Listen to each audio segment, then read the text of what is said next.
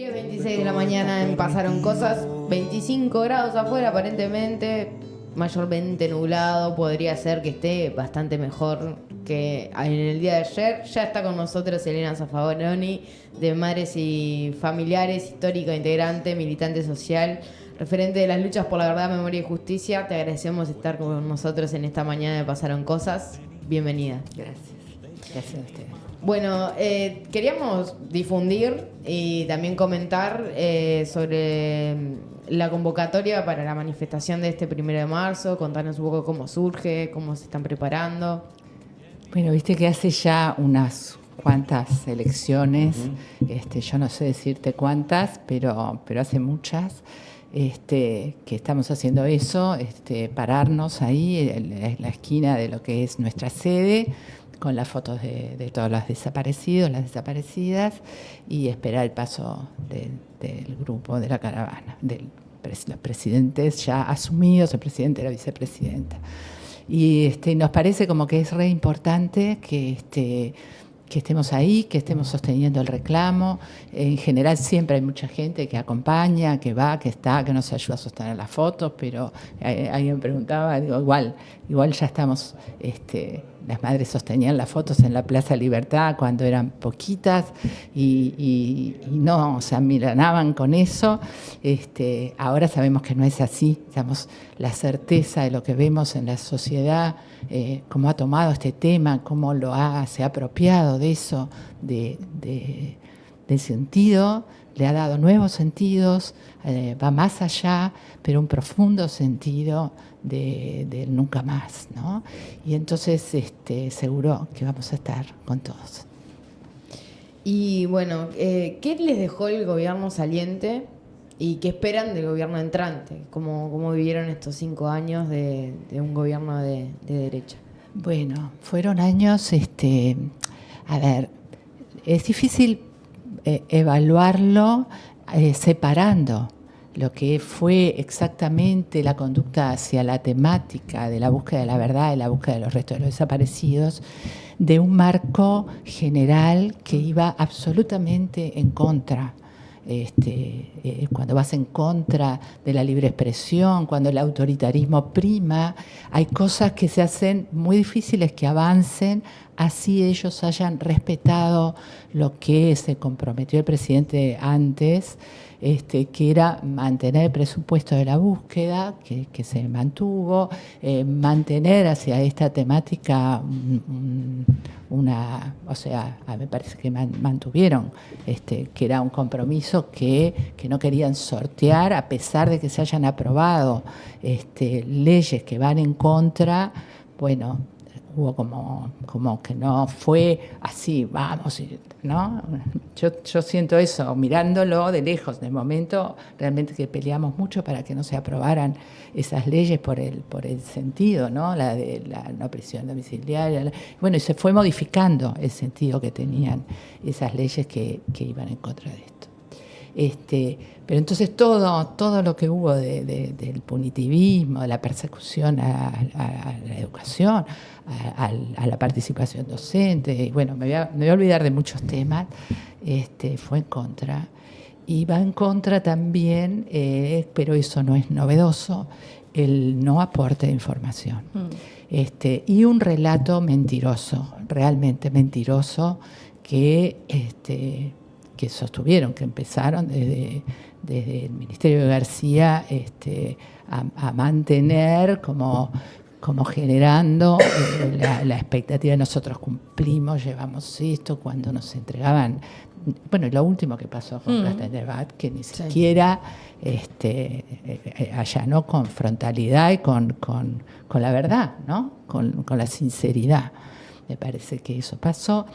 Con el presidente tuvimos al principio varios encuentros, pero luego, una vez que él quedó que iba a buscar esa información, que nosotros planteamos los posibles lugares donde estaba y documentos a los que refería, bueno, no es que se cortó el diálogo, pero no tenía sentido.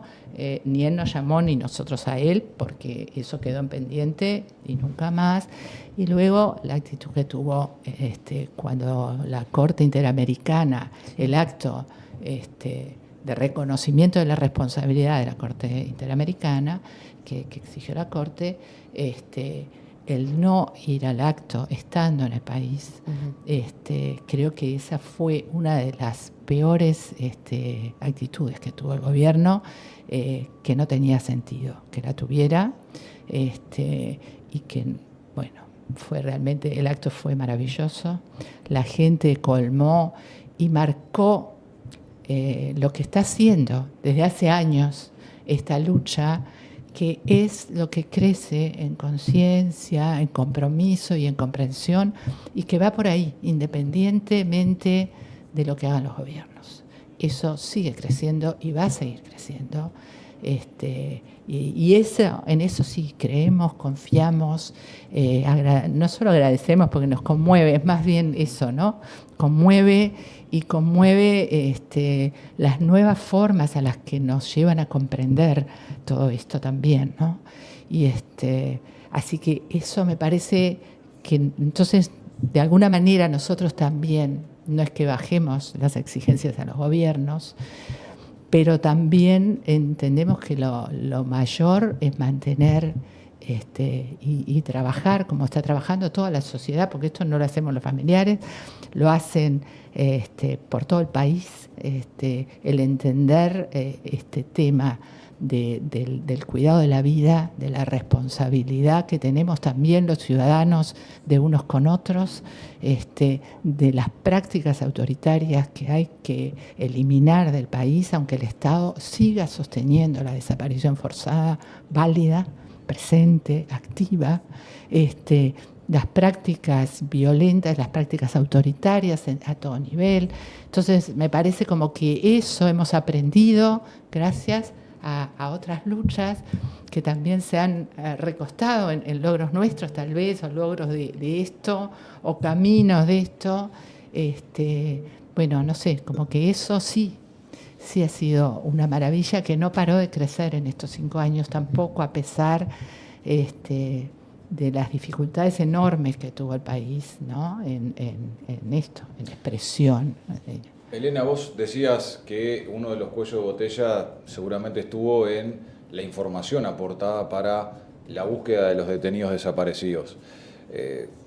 ¿Qué piensan ustedes, qué pensás vos que se debería activar ahora en el nuevo periodo de gobierno para, bueno, efectivamente conseguir esa información de calidad, que no sean parte de otras operaciones que han habido también para engañar, para hacer perder recursos y tiempo? ¿Cómo sería ese proceso para que esa información que ustedes han sostenido que está, bueno, pueda ponerse a disposición de la búsqueda de detenidos desaparecidos? Bueno, la verdad que no te sé decir, nosotros no tenemos un proceso posible, ¿no? Tenemos respaldo, datos, y tenemos que la responsabilidad de lo que está sucediendo está en manos, decimos, del Estado, pero es de los gobiernos, sucesivos gobiernos que han estado ahí. Ningún gobierno, aunque algunos hicieron muchas cosas y otros hicieron muy poquitas, o algunos nada, o trabajaron en su contra, como fueron los primeros 2 gobiernos, que en lugar de permitir esa primera elección ya con proscripciones, nunca estuvo sobre la mesa volver a llamar a nuevas elecciones anticipadas con todos los candidatos, con toda la gente fuera regresada, que quiso regresar, ¿no? Con ese nuevo país. No, para nada. Estamos acá contentos, bien y chao, ¿no?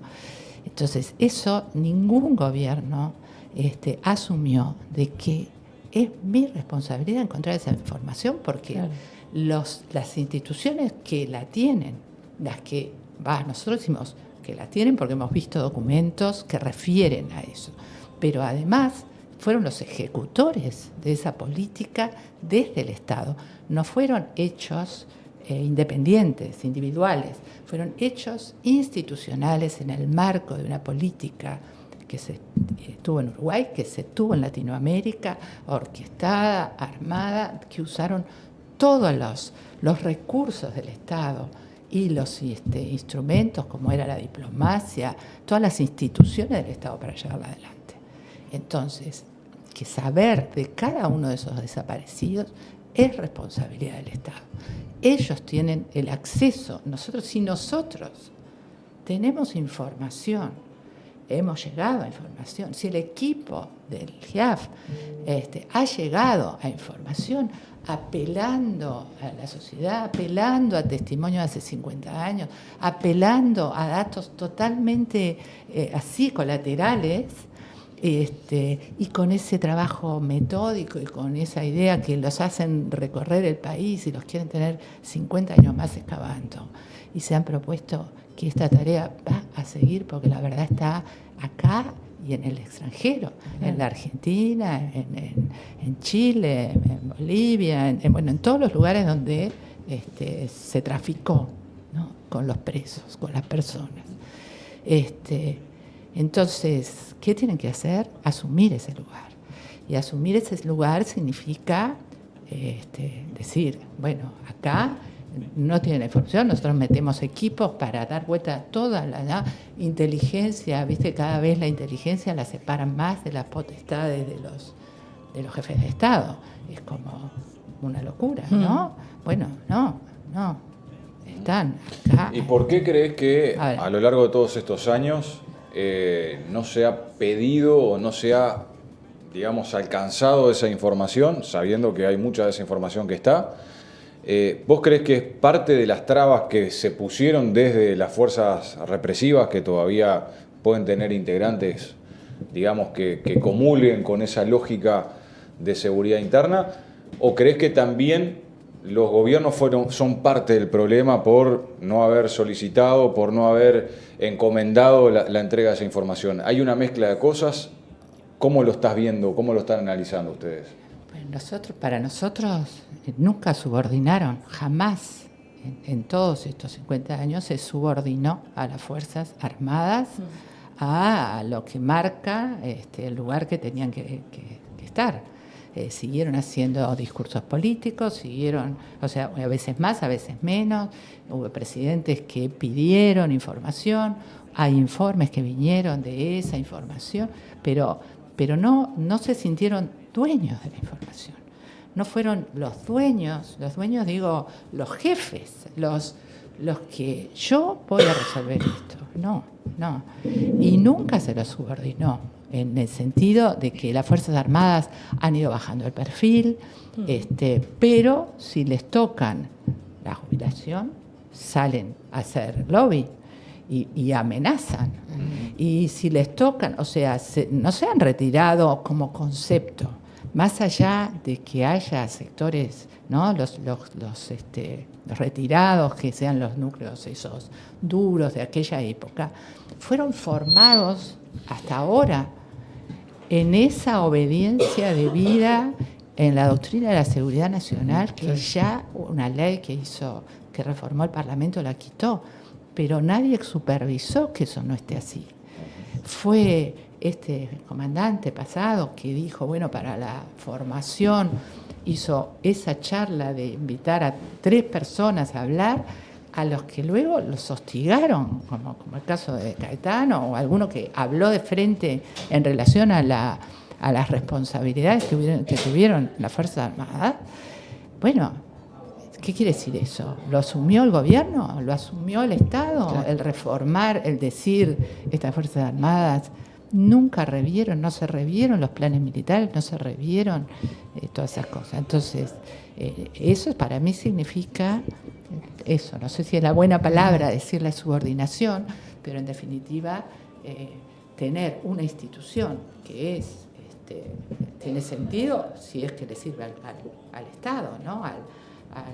Al Estado uruguayo, si nos sirve a todos. Elena, yo te quería hacer una pregunta. Vos decías, la verdad está en Chile, está en Argentina.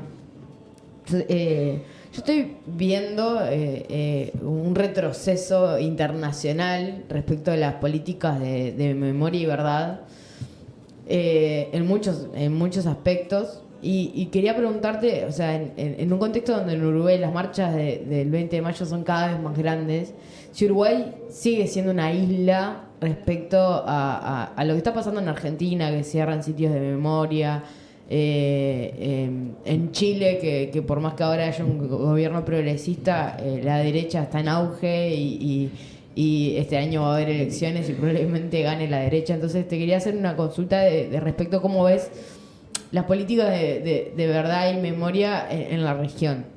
Y cómo Uruguay, si Uruguay sigue siendo una isla o si estamos en riesgo de perder nuestra tradición Bueno, Uruguay nunca tuvo una política de Estado de memoria, de verdad y de justicia. Nunca existió esa política. No existe, la reclamamos, y de repente también reclamamos nombres, ¿no? Nosotros nos hemos mirado en lo que ha trabajado la Argentina, que ha sido gigantesco lo que han hecho, y lo que siguen haciendo en medio de este gobierno descontrolado, un gobierno que quiere ¿no? privatizar los bancos, no sé, el Banco de la Nación, todo quiere privatizar el Parlamento, yo qué sé, no sé, quiere cerrar el Estado, quiere clausurar el Estado. Ahí que sí estaban funcionando muchas políticas de Estado al respecto, ¿no? En investigación y no sé qué, bueno, vuelven al origen, porque cerraron todos los lugares y la gente vuelve a armarlos desde abajo, ¿no? Y siguen apareciendo nietos, o sea, hay algo que está, pero que hay me parece a mí que hay una locura del mundo, ¿no? Y que nos va a llegar, porque no tiene por qué no llegarnos, porque la estamos viendo, que en la medida que cada vez los políticos tienen menos un relato armado, de una concepción, de un sentido, de hacia dónde vamos, esto que escucho. Espero que eso sea una realidad, ¿no? Cuando escuchás decir la seguridad no son solo la policía y el control, porque al final los gobiernos confían más en el autoritarismo que en la democracia. Y eso es lo que ha pasado. Acá también. Al final son más proclives al autoritarismo, así sea con una buena idea, porque la quiero imponer, porque es buena, que a la democracia en cuanto a formar la lucha de ideas, dar el espacio para que la gente que vive los problemas los manifieste, los pelee, pero escuchar y modificar, escuchar y trabajar para eso, ¿no? Y vamos hacia eso. Y a mí me parece que esto que se ha hecho en Uruguay, también creo que es porque somos 3 millones, no me animo a hablar de qué es lo que pasa en esos países. Mira Chile, de repente las políticas, porque los gobiernos siempre terminan yendo para la derecha, todos, ¿no? Porque todos confían más en dar un palo que en generar una mesa de discusión, que se van a ver enfrentados a algo que no saben cómo resolver. Y que siempre primero está el PBI que la gente coma. Y nunca entendí, esa ecuación jamás la pude entender, ¿no? Porque es como... Y acá es más simple, me parece, aunque se usan los mismos parámetros. Porque somos tan pocos. Y a pesar de todos los cuestionamientos que tengo con el PP, cuando hizo ese plan de las viviendas, en que ponía la plata que ganaba, porque acá yo creo que pasa eso, el monto de dinero para marcar ciertos bienestares, ¿no? Como es la construcción de viviendas para la gente que las precisa, y no las viviendas que están vacías para la especulación inmobiliaria. Entonces, ciertas cosas, no es que necesites una cosa inabordable como para 100 millones de personas, ¿no? Tal cual. Entonces, pero nos va a venir, y nos va a venir, y me parece que la sociedad también cumple un papel, y lo está cumpliendo en esta temática, que lo está cumpliendo. Yo no sé, a tantos años y con la edad que tengo, que digo, nosotros nos tendríamos que ya callar y que sean, tener acá otras voces, ¿no? De cómo lo ven y cómo lo están construyendo hoy. Me parece que esta lucha, que es lo grandioso que se ha logrado, que no es única, en otros lados también, ¿no? Es eso, que desde todos lados se ha tomado y se ha potenciado para reflexionar. Familias presentes, vimos una actividad, y cuando las escuchábamos hablar, a los que organizaron Familias Presentes, también tomaron como inspiración lo que hicieron las madres de los familiares, de los desaparecidos, ¿no? Contar la vida de sus hijos. Y vos, si no contás la vida de tus hijos, es difícil que la gente entienda y solo mire el delito, solo mire el error o lo que sea, o la cosa horrible que pudo suceder o que pudo hacer, porque ellos son muy, no sé, así, ¿no? Muy respetuosos del dolor que han causado, que pudieron haber causado sus hijos. El dolor es el dolor y es lo mismo para todos, pero creo como que tenemos que sacar mucha enseñanza de esta, para mí, una maravilla que ha sido esta lucha de tantos años, de tanta gente, ¿no? Y que creo que va inspirando también, como a nosotros también nos inspiran otras luchas, ¿no? Exacto. Elena, ¿cómo has visto en este avasallamiento o estas cosas que estaba señalando recién, cuestionamientos regionales, impulsos de alguna forma autoritarios? Decías que bueno, se pueden estar dando en Uruguay o que se puedan dar en el futuro. Los cuestionamientos a la justicia, los cuestionamientos a los procesos, a los procesamientos de torturadores y violadores de los derechos humanos, ¿forman parte de ese intento de ir rompiendo estos avances que vos señalabas a nivel cultural, a nivel social y también a nivel jurídico? Y yo creo que el relato, como le dicen ahora, el relato es fundamental. La mentira en el relato ha sido histórica, ¿no? Que avanzamos, pero Sanguinetti decía, no hay desaparecidos, esto no pasó, no hay niños, no hay nada, pusieron todos los obstáculos posibles y esto siguió. Y siguieron poniendo todos los obstáculos posibles, mentira, no hicieron esto, no hicieron aquello, las muchachas de Abril se tirotearon, mataron a la persona. Estaban desde el primer día, las familias presentaron todas esas cosas, desde el primer día, las balas que mataron a las que pasaban por ahí, que eran militares, soldados, bueno, que venían de las armas de los militares que estaban ahí, ¿no?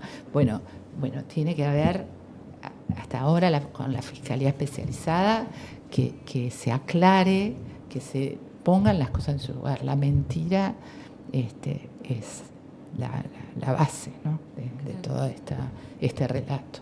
Y a veces desde los gobiernos no se tienen los relatos. Esta cosa que cuestionó en el libro, este insuceso de Lucía y el Pepe, de un caso puntual, no sé cuál, desacreditar a todos los que quedar ahí, no creo que haya sido su intención, pero quedar ahí en esa bolsa, el descrédito a lo que ha sido la lucha por la justicia en este país, y que para eso, por otro lado, ahora se judicializa todo. Todo, es como que es imposible llegar a un acuerdo entre vecinos, le tiene que hacer la denuncia policial y el otro. Siempre está el hostigamiento. Nos han llevado, me parece a mí, a un tema de confrontación. La competencia, esta famosa, hasta las palabras para la educación, que me parecen nefastas, las palabras, te llevan a que tenés que competir con el otro. No es que tenés que tener habilidades para la vida, sino competencias para la vida. No es que tengas que tener empatía con los compañeros, sino competencia. Y con el vecino, igual, ¿no? Me cortó mal el pasto, le hago la denuncia al perro, le pongo. Entonces, se llevó a ese extremo. Y por otro lado, te minimizan las cosas gravísimas. Las voces que nos llegan, ¿no? Porque hablamos de nuestra causa y nosotros, en todos estos años, y con todo lo que se ha logrado, y también con las cosas que avanzaron, los 15 gobiernos del Frente Amplio, que se avanzaron en muchas leyes. O sea, no es que las leyes no te permitan, al revés, las leyes son, algo que podés invocar, pero si no está la construcción real de ese permiso que te da, siguen hostigando a un trans en una parada, siguen haciendo, no sé, las cosas siguen sucediendo. La ley de protección está, no vas a tener que ir a apelar a la ley. Lo que faltan son eso que también se llaman políticas de Estado, ¿no? Educación en ¿para qué? En armonía, en convivencia, en construcción juntos, ¿no? En todo eso, ¿no? Y creo que estas luchas han crecido en eso, porque solo crecieron gracias a la construcción colectiva y gracias a esa comprensión y a ese apoyo y a esa solidaridad de unas con otras y todos nos vamos beneficiando con los avances de unas y otras en el sentido de pensar la vida con más libertad, con más amplitud, con más sentido de que es combatir el sinsentido de la desaparición forzada. Claro. Porque ¿por qué tiene que estar desaparecida la persona? Bueno, la desaparición forzada como una política de Estado, pero las personas desaparecidas en otras circunstancias, en las causas de trata, en las causas de narcotráfico, yo qué sé, 10.000 circunstancias. Se las desaparece y chao, se termina, porque se ha trabajado la impunidad, se ha validado la impunidad que no queda circunscripta a esto. Queda circunscrita a que nadie crea en la justicia, a que nadie crea que, ¿no? A que todo es pelea y que si no tenés posibilidades la vas a quedar siempre. Te iba a hacer una pregunta, capaz que me voy perdón que yo soy fatal. A mí me encanta lo que estás diciendo, pero yo te iba a hacer una pregunta. A mí me parece que Uruguay tiene como un relato de que el Estado es lo máximo, ¿no? Que tenemos empresas estatales, que defendemos lo estatal, que, bueno, también por nuestra escala lo estatal puede cubrir las necesidades de las personas, pero a su vez el Estado tuvo un rol terrible en la vida de los uruguayos durante la dictadura militar y se basó en la ruptura del tejido social, ¿no? Entonces, a mí me parece que vos estás hablando de un montón de cosas que lo que hacen es darnos cuenta de por qué la memoria es importante trabajarla y por qué la ruptura de ese tejido social desde la educación, desde la cultura, fue lo que llevó y permitió y avaló que el Estado hiciera las cosas que hicieran, y ahora quizás no es el Estado, vos decías, bueno, el narcotráfico, o bueno, pero el Estado es lo mismo, está avalando que siempre hay un aval, claro, que eso pase.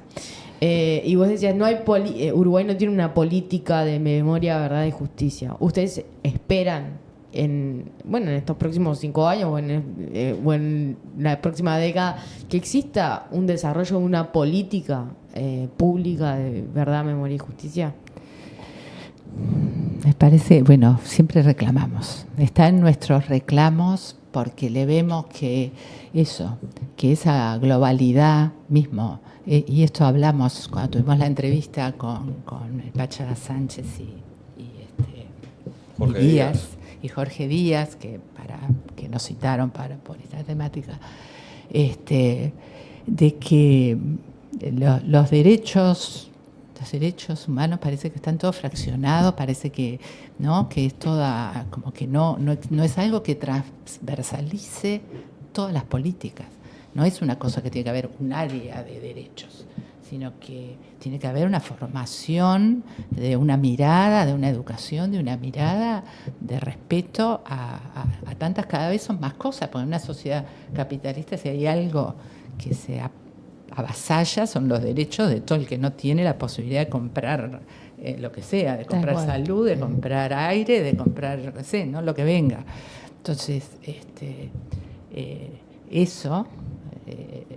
dicen que la idea que una propuesta que tiene el Frente es un ministerio de justicia y derechos humanos, así como para ir en esa formación.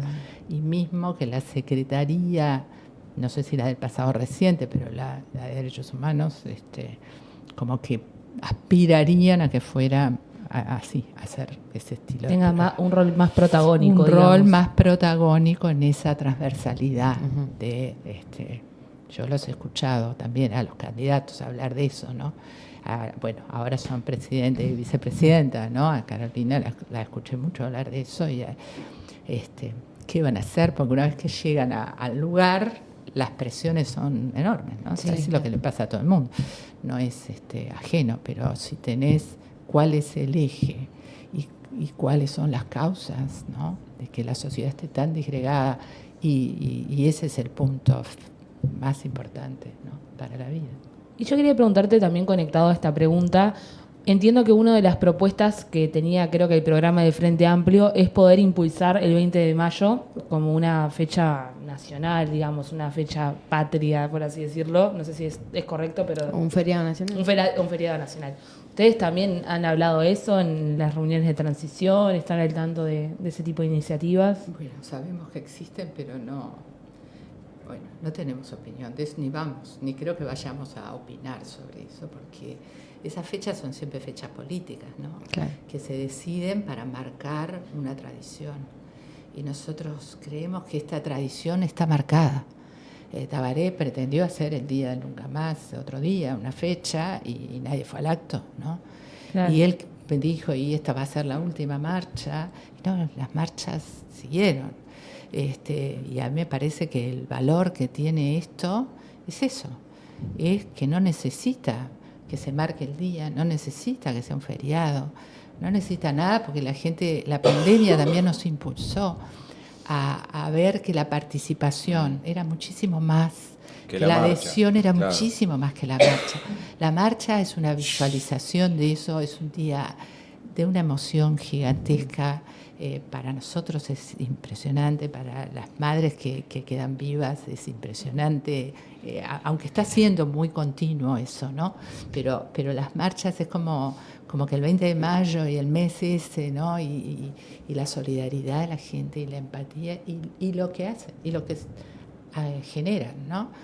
Y el poner las margaritas y el hacer no sé qué, y el que los niños recortaran, y el que, no sé, dio una dimensión la pandemia gigantesca. Y entonces que sea una efeméride o como sea que se le diga, no sé si le agrega o le quita. La verdad, me parece que lo es en sí misma. Nosotros no creo que tomemos opinión ni a favor ni en contra, porque bueno, hay motivos, hay gente que le parece, pero yo creo que si las escuelas son libres, como eran, como se supone que son, y la libertad de cátedra y todo, me parece que hablar de la dictadura y hablar de la memoria y de hablar de la fuerza de los pueblos es esencial. Es un proyecto de vida, ¿no? Es una cosa que les da potencia, que los sueños son alcanzables, las cosas imposibles. Las viejas cuando andaban de a una pensaban, esto será imposible, pero yo no me bajo de acá, ¿no? Sí, y en circunstancias realmente muy dificultosas, hostiles de ¿no? todo Porque punto de vista. empezando en la misma dictadura, ¿no? De esos relatos de la madre, de la esposa, de la hija yendo a los cuarteles a buscar, que muchas veces también eran destratadas y bueno, de alguna forma y en la Argentina reprimidas. que desaparecieron madres, Exacto. Que perseguían a las abuelas, entonces eso también acá se daba en su forma, ¿no? Entonces esa valentía, esa superación del miedo con una causa justa, con algo que pesa más, ¿no? Porque no es que, yo siempre digo, no es que las madres no tuvieran miedo, claro que tenían miedo, pero pesaba más saber de su hijo y daban todos los pasos así, de tocar puertas, qué pasos eran esos, ¿no? De buscar adhesiones, de hacer millones de cartas, bueno, en fin, todo lo que hicieron, que fue impresionante. Entonces eso para mí que las escuelas lo reconozcan y de la voz de gente, ¿no? Sí, de niños. los liceos, a mí me sorprendió Los para bien, liceos. una experiencia personal con mi hija más chica, que el año pasado, el anterior, el año de la pandemia, justamente dieron en historia el 20 de mayo, ¿no? Entonces, bueno, preparamos una clase sobre eso y me pareció eso la potencia, ¿no? De que pueda estar en un aula, en un espacio educativo, una temática que tal vez desde la currícula para alguna gente no debería estar, ¿no? Porque también lo ven como algo de adoctrinamiento, Sí, pero claro. que es una conquista de la lucha de madres y familiares. Pero además todas las miradas, ¿no? Porque a mí me parece que no era Claro. que no sé, yo militaba en aquella época y no significa que tuviera razón en todo lo que hacía, ni mucho menos, y entonces que se ponga en cuestión, porque uno elige adhiriendo y también oponiendo, ¿no? Y entonces escucharla, tener esa amplitud para decidir, pero ¿sobre cuál base? Sobre la base de que es bueno, ¿no? De que va a ser mejor las opciones. Bueno, muy bien, Elena, te agradecemos este espacio, esta oportunidad de conversar contigo, de contarle a la gente de nuestra teleaudiencia, para llamarla de alguna manera, qué está pensando hacer Madres y Familiares y que está también pensando, reflexionando acerca de esta causa tan importante que tiene nuestra sociedad, que tiene nuestro país, que es la lucha por verdad, por justicia y también para seguir derribando la impunidad que existe en nuestro país. Así que te agradecemos este momento y esta participación. Y yo a ustedes los esperamos a todo el que quiera acompañar. Estamos citando a las 2 de la tarde el sábado en la esquina de Nicaragua y Libertador. Vamos a estar de un solo lado de la vereda. El año pasado tuvimos los dos y fue un lío. Nos vamos a estar de un solo lado de la vereda. Y también los quiero invitar a la marcha de la Coordinadora por Palestina, que va a ser este viernes. Porque eso es parte de esto también, ¿no? Sí. El que estemos presenciando un genocidio con la impotencia del mundo, la impotencia de Naciones Unidas, la impotencia de una construcción de paz, masacrando a un pueblo entero, eso también nos compete. Y que todos los países tengamos presente que eso está sucediendo, no solo ahí, ¿no? Sí, nunca dejó de suceder, no es que sucede hoy, sino, no sé, también me parece muy, muy importante participar en esa marcha que es el viernes, creo que también a las 6 de la tarde, excelente. A las 7 de la tarde. Bien, quedaron hechas las invitaciones entonces, tanto para la jornada del sábado, donde Madres y Familiares va a estar allí convocando, para estar presentes en la asunción presidencial, como también esta marcha que decía Elena en favor de Palestina y denunciando también el genocidio, en este caso del gobierno de Israel contra un pueblo en donde hay muchos niños, muchas niñas también allí en el medio de ese conflicto. Vamos a la pausa y volvemos enseguida con Pasaron Cosas.